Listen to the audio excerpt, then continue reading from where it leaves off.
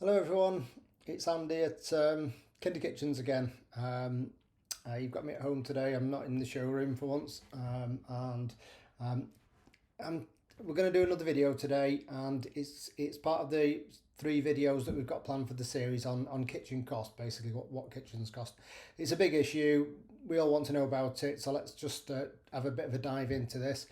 I've already done one kitchen. I've already done one video on how much a kitchen will cost, and it's a realistic representation of you being able to work out your kitchen price. There's no figure that I can just give you off the top of my head because I don't know the size of the room. I don't know which sort of category of kitchens you're going to be buying. So you're going to be buying a budget kitchen, are you going to be buying a mid-range kitchen, which is what I think you should be doing, or are you going to be buying a super expensive one? So in that video, I've just aimed for the middle of that, because I think probably that's where most of us are going to be shopping. So that's not kind of supermarket outlets, most independent kitchen retailers, high street kitchen retailers. That's usually what they do, and I've done the costings video based on that sort of segment, and it's the segment that we do as well, so it makes complete sense for me to do that because it's what I know about. But this video today is about, I'm assuming that you're going to be shopping in that mid-range section. So price wise, we're covering kitchens today probably from about £10,000 for your average person up to about £20,000. So if you're in that section, if you've got a quote, you've been to your preferred kitchen supplier, wherever that is, you sat down with them, talked about some stuff. I have done a video on kitchen cabinets and kitchen doors separate to this, but I'm just going to list through today what you should be included, so you can look at your quote, listen to this video. The next time you go to see your preferred kitchen supplier, you can say to these guys, listen, can I just make sure that I'm getting these things for my money, shopping at the, let's say, average £15,000 kitchen. So I'm just going to list it through. I've got a little list here on the screen that I can go through with you. And as I say, this is kind of between 10 and £20,000. Sounds like a hell of a lot for a kitchen, but that's what they are these days. So first of all, the units. The first 2 things are the units and the doors, and the units and the doors are by far the most important thing in the kitchen. So do not compromise on those 2 things. They've got to be good, because otherwise the kitchen's going to age like that. You can't change all your doors, you can't change all your units. You can change your fridge, get a new fridge, you can get a new hob, you can do all that, but you can't just magic your new units in there. So if you've saved yourself £2,000 or £3,000 by buying a flat pack kitchen, that's the units you know aren't the right quality, you can't change them later on. It's a kitchen replacement again. And the same with the doors as well. If you bought a cheap door, you've saved a few grand on a door, you can't just magic that away and change all of the doors on your kitchen. So the units and the doors are the most important thing. So units first of all. So your unit should be of a good quality, a recognised board manufacturer. So there's companies like Egger and Kronospan, which are the 2 that are springing to mind of manufacturers of sort of high pressure density MFC boards, chipboard board, but it's of a good quality. And if you're not sure, if you speak to your kitchen supplier and he says, oh, I'm not sure what the board is, or he says something that you're not sure, ask the question. It's a perfectly good question to ask. And you're not sure whether that board's a good quality board, ask to see it. Or if it's in his units in his showroom, then have a look at the units. And you're going to look at the face of the board first of all. So the actual, whatever colour it is, it might be white, it might be like an oak colour, it could be anything like that. Have a look at that, have a feel of that. And on the cheap of the cheap, you can literally see through it and see the chipboard underneath. I mean, there are the big kitchen outlets in this country, in the UK. You go in there and just try that exercise. You will literally be able to see through it. It's that thin. So that's a really bad sign. Feel it to make sure it's proper and thick. It should be 18mm anyway. The gable should be 18mm thick, but that should look, if you can't find the make, if you doesn't know, or you're not sure, you can't Google it or whatever, have a look at that first of all. Does it look and feel substantial? Because the cheaper end ones definitely don't. Next thing is the kind of edging, as you open your door, the edge of the board that you can see. Has it got like a thin, what they call 0.4 like a 0.1 edging, like a papery type edging, or has it got like a PVC lipping on there, a thicker PVC lipping in the same colour as the board.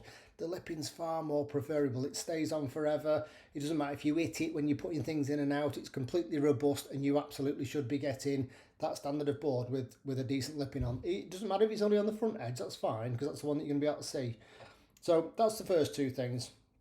Good quality board. Now that board should be the same in the back of the unit as it is on the sides and the shelf and the base and everywhere else. It shouldn't be a hard piece of hardboard or a piece of MDF, 9mm MDF. You know, when how they sort of cut that groove in there and just kind of pop that thing in. If you get a unit that's got a soft back in it, or an MDF back or an hardboard back, the kind of unit starts to twist because there's nothing in there fixed and screwed in place or cammed in place that's actually holding it rigid. So for the wall units particularly, they start to slide down the wall, which they do. And if one slides a bit more than the other, it causes it to sort of turn into a bit of a rhombus, and the door goes out of alignment, and it looks a mess. And it looks a mess quicker than you think it's going to look a mess. So that solid back is non-negotiable. Absolutely. You don't want to be going there. The board should be colour matched. Some companies don't sort of narrowed it down, and they might offer, I don't know, 3 or 4 different colours. Some offer lots of different colours. They might offer a whole Lego range. That's absolutely great if they do. But there should be some kind of bespoke element to that there, where if you're having, I don't know, you might be having like a graphite door, and you don't want the unit to be white or ivory or what cream or whatever they're offering. You want it to be a nice oak colour or something that's going to look good in there. Just bearing in mind when you do that, there are always places in your kitchen where you can see your cabinets, because like kind of across the top of your oven or below your oven, or if you've got an oven microwave sort of combination, you can always see a little bit of that. So it doesn't want to be an extreme colour that sticks out like a sore thumb either. Oaks are very nice. There's loads of different oak colours out there. They're all super nice for giving a nice finish to your kitchen in that way. So colour matching is another one. They should be pre-built, obviously. At that price pack, you shouldn't be getting it in a box, flat pack. It should be pre-built. And then there's the components on that unit as well. So you've got your hinges and your drawers. So when you buy your units, the hinges and the drawers will come with that package. And they should be of a good quality. Now, there's lots of, you tend to find the big outlets do their own ranges of drawers and hinges and drawer runners and all that kind of stuff. And they've got to cut the cost somehow. They've got to make that much money somehow. So they do tend to take a hit on stuff like that. You know, the material, the metal that they make the hinges out of, it rusts quite quickly, and the drawers can fall apart in no time. You know how it can be. So at this price point, we want to make sure we're getting a decent one. Now, there's quite a lot of companies out there. You know, I used to work for a company that did slider drawers. They were fantastic. I'd never heard of them until I worked for those guys back in my fitting days. We use Blum for all of the hinges and all of the drawers. You're pretty much bomb-proof with that. If they're doing Blum, if your preferred supplier is doing Blum, that's absolutely great. They do 2 Blum, an Antaro and a Allegra. I think we use the Allegra ones, which is slightly more expensive, but they're both great. It wouldn't matter which one. The Allegra ones certainly look a bit better, and the kilogram ratage is better for the drawers, but they're both great. G-Grass, and there's a few out there. You certainly want to be Googling that and speaking to your supplier and just making sure that that's a good quality hinge and drawer set that comes with a reasonable warranty as well. That's the most important thing. If they'll put their money behind it, it means that they trust that product. So that's your units. A few points there, just making sure that we're getting that and we're getting a good carcass. It's the most important part of the kitchen. It really is. I know it's the bit that's hidden behind the door and you can't even see the thing, but trust me, your money's well spent making sure you've got a decent unit. So doors. I've done a separate video on doors, as I said before. Realistically, the best doors are painted. There's painted doors and there's painted doors, of course, but you should be getting either if you're going for a modern design, then it should be a painted MDF, whether it be matte or gloss, doesn't really matter, but a painted door. It needs to have at least a 5-year warranty. It just needs to have at least a 5-year warranty. Bearing in mind, there's not really much that can go wrong with those doors. Pretty much you can either chip it by hitting it, in which case, technically speaking, it's not covered under warranty because you've damaged it yourself, or it can get wet. Well, now, kitchen door manufacturers won't cover water damage. So if you're going to get your kitchen wet and then go back, I mean, if it swells up, it's obvious it's got wet. They're just not going to. They're not going to do that, because some people treat their kitchens like a bathtub. Basically, there's water everywhere, and the doors get wrecked really, really quickly. And if you're going for a sort of timber doors, you know, nice painted stuff, or MDF, water will get into both of them eventually. So you should be keeping them dry anyway, but there still should be a warranty on it, because there's warping issues on, and sometimes paint. I've seen doors that have had various paint issues, whether it be you know, the final coat of the paint isn't keyed to the undercoat, and it just, rather than chips, it basically just flicks off, and if the undercoat's white, it sticks out like a sore thumb, especially on a darker coloured door. So painted wood, painted MDF really is where it should be. If you're getting any kind of vinyl or paper wrap door at that price point, there's a problem, because you've taken a massive step down in door standard and cost, and you're paying for the good stuff. So painted wood, painted MDF, ideally. Like I say, I can't put. There's nothing I can say that will make you understand how good that particular door is, because there's so many different suppliers out there. But certainly painted, you know, and the warranty is the important bit. 5-year warranty at least, I would have thought. So that's your units and your doors, and those are the biggies. Let's move on. So appliances, they should be mid-range at this price point. Hotpoints, Samsung, that kind of thing, or better, you know, Neff, Bosch appliances at least. Certainly they don't want to be sort of much cheaper end appliances. And your appliances should be coming with this kitchen, remember. When we're talking £10,000-15,000 kitchen, that should include everything that you need for your kitchen. Not necessarily installation, but you know, your appliances and sink and tap. So a Frankia sink, a Frankia tap, a decent sink, not an unbranded sink and tap, and reasonable appliances. Like I say, I'm quite a fan of Hotpoint appliances. I've seen them do really well. The service isn't too bad, but that mid-range point, certainly Samsung Hotpoint type appliance, that's where it should be at for that money or better. So worktops. I'm going to do a separate video on worktops just to go through, because it's a complicated one these days. But certainly, if you're getting a laminate worktop, which is kind of the cheapest type of worktop, actually still probably the most reliable worktop. But if you're getting a laminate, it should be a decent one, you know, a Axiom or a decent, well-recognised laminate worktop, at least. And that really should be dropping the price. And you can look at my pricing video on that, but it does make a big difference swapping from sort of quartz or to laminate. So that's worth having to think about. You've got your quartz worktops and your granites. Again, I'll cover this in the other one, but granite, natural granite, dug out the ground, cut to size, polished, templated, installed. All the same process with quartz, plus manufacturing. So you can see how quartzes are a little bit more expensive than granites are.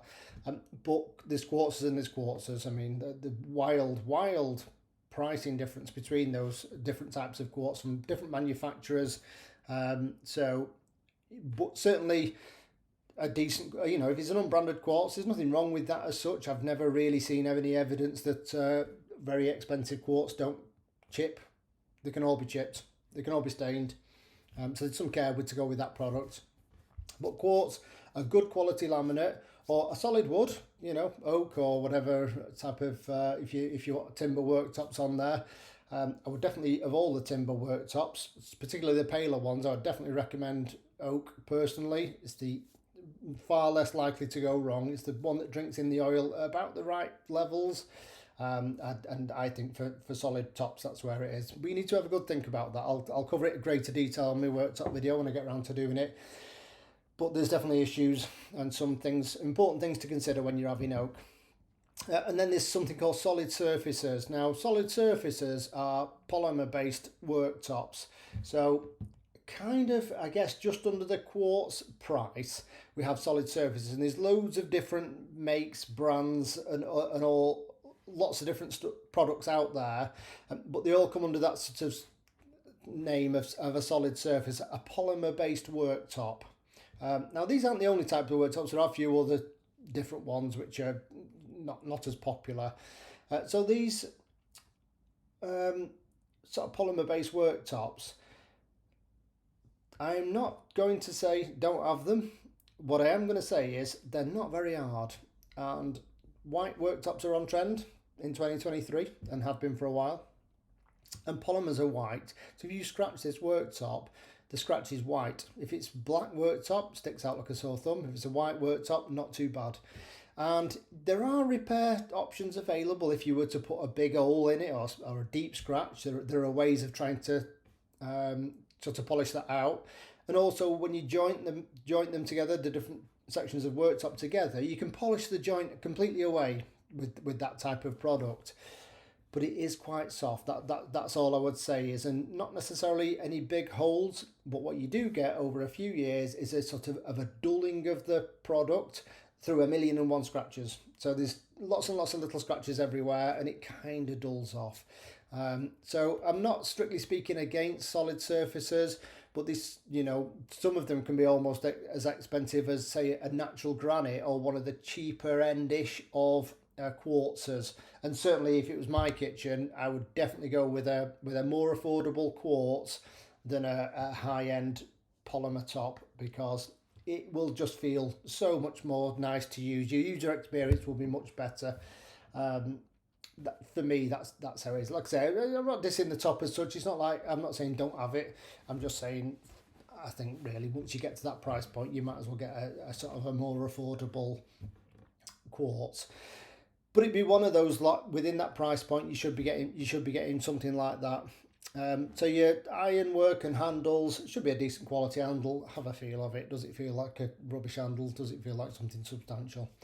And your other ironwork, pull-out baskets, that kind of stuff that you might have in corner units and what have you. Again, I was just asking what sort of warranty comes on them, because if you're going to fall apart in 12 months, I'll be dragging on the bottom of the unit or doing just always check on the warranty for stuff like that at this price point.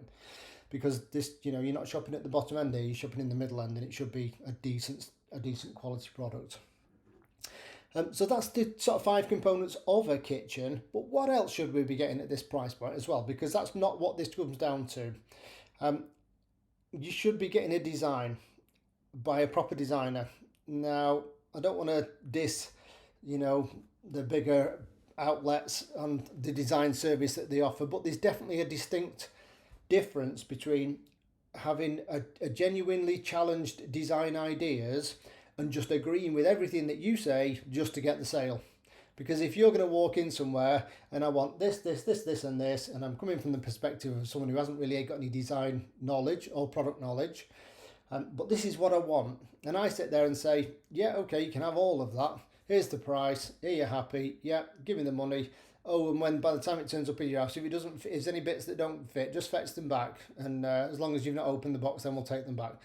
That's not what's going on at this price point. At this price point, we're having a robust design done. You're going into your designer and saying, I want this, and this, and they're saying, oh, that's fantastic. It looks great.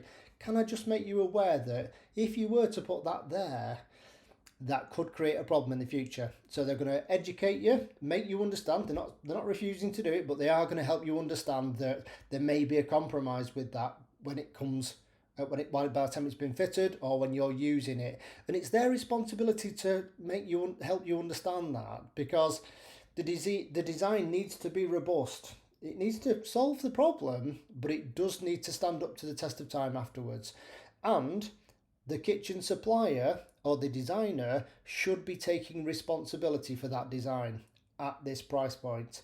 That means don't fetch it back if there's a problem. If there's a problem, we'll be dealing with it because we couldn't measure it properly, or we've made a mistake, or we're just rubbish at doing design, and we're not taking responsibility for it. And we should be taking responsibility for it, because if you're buying a kitchen for 15 grand, that company should be taking responsibility for that design fitting in your house. Now, don't get me wrong, it's not like no one ever made a mistake in the world. I've made plenty, but you've got to take responsibility for that. So if it didn't fit, I can't make your house get any bigger, but at least I can say to you, listen, I'm going to have to reduce that unit there. It's the most optimal way of getting around this problem. Maybe the walls got plastered and they were or insulated and something happened to cause a problem.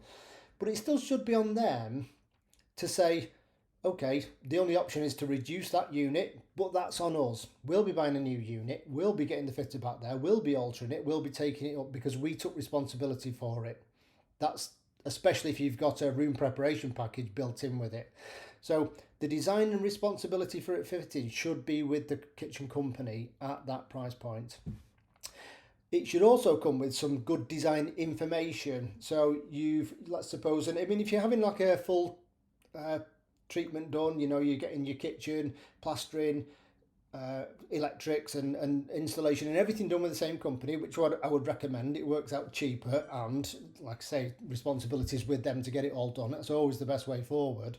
But let's suppose you're buying a kitchen and you're having an extension, so your builder's doing all the kind of prep work in terms of the room and the plastering, the electrics and the plumbing, and then you're just getting their fitter to come in, or you've got a different fitter to come in. You'll need an electrical survey to go with your kitchen design, because you won't know where to have the wires coming out the wall for your under unit lighting. It needs to be at a specific height. So, if it's mains fed lighting, it needs to be stuck out the wall where the bottom of the unit's going to be, so it can just neatly go under the unit and connect to your light. If it's a transformer driven light, it needs to come out the top. You need to know where that is. You need to know where on the wall. You can't be putting the electrics in and then chasing it back out and plastering later on. So you need an accurate electrical and plumbing survey to go with your design. It's not just about the design, it's about all the information that you're going to need to realise that. Now, if they're doing the installation, of course, they'll produce that and give it to their fitters, I'm sure. But, that information should come with design. It's all part of it. So that's important as well. And once you've got your design done and you're happy with everything and you've hit the green button, so to speak, then there's the fulfillment of that kitchen. In other words, if they're doing the installation, or whether they're not doing the installation, just delivering it and offering you support, speak to the kitchen company about realistic expectations. You say it's going to be ready on the 10th.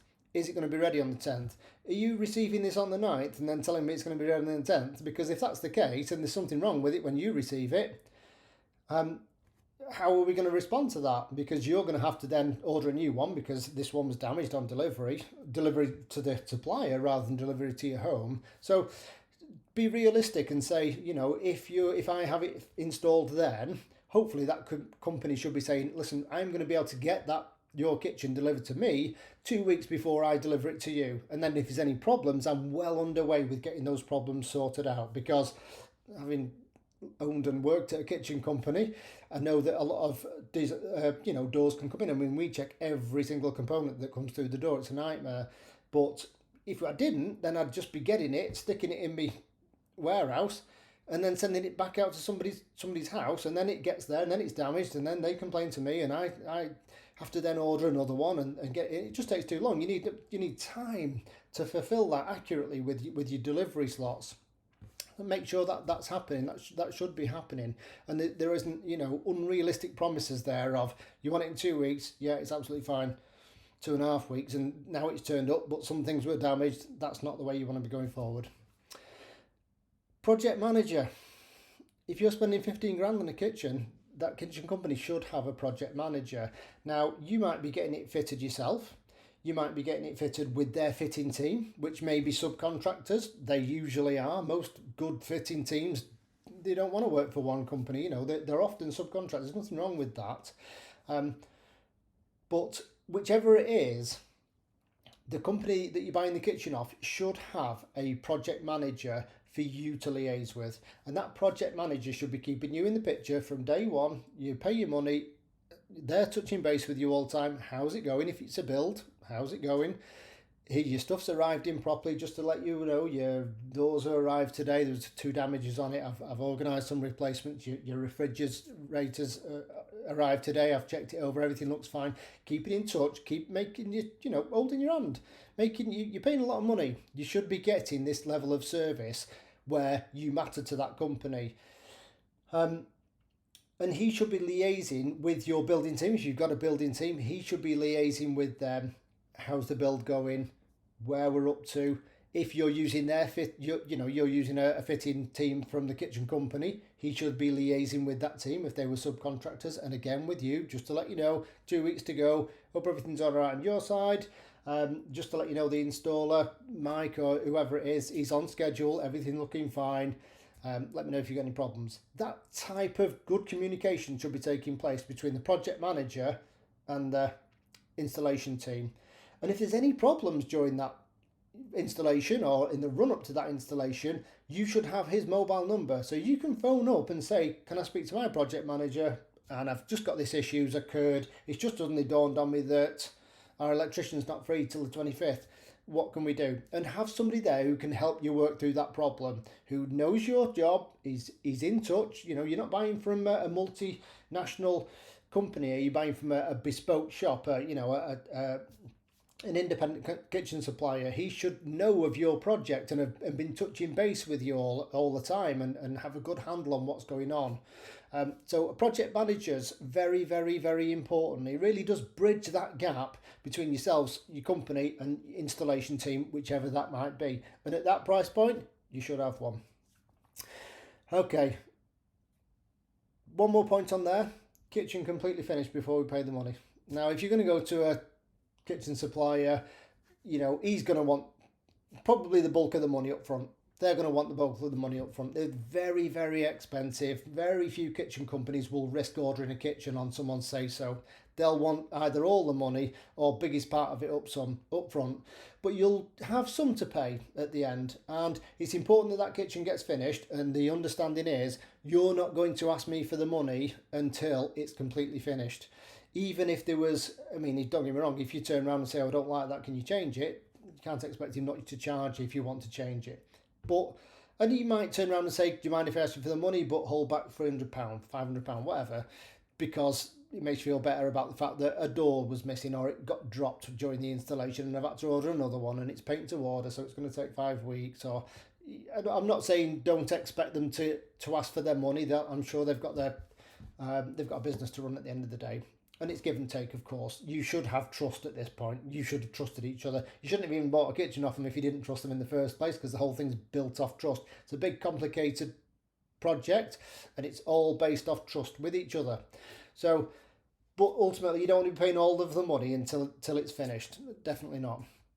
And that means appliances, your warranties, not just in a pile of sweepings in the floor, bagged up, properly labelled, presented to you, so you've got all your warranties for your appliance clean, tidy, proper. That's how it should be. So that's your sort of fulfillment section, and it's okay to ask, make notes throughout this, and when you're going to see your kitchen company, ask them about these things. Can I just ask you if you, do you, are the units, and all the rest of it's absolutely fine to ask. After service. So after service, what goes wrong with the kitchen afterwards? Usually 9 times out of 10 it's an appliance. I'll just say it like it is. Usually a fridge breaks down and the fridge company, Bosch, whatever, they'll come out, they'll look at it, they might fix it, they might say it's unfixable, you can get a warranty claim and they'll replace it. And when they say that, what they mean is get that one out of the unit, get it ready for collection, and we'll drop one off and pick that one up at the same time. That's what they actually mean. And that's going to leave you in a predicament, because I'm guessing that you don't know how to take out and install an integrated fridge freezer, because not that many people do. And speaking from my experience, I've had to do that a lot. It's not easy to find someone to do it, so just say to your kitchen company, if something goes wrong and you're not actually responsible for it, because it'll be down to Bosch to replace that.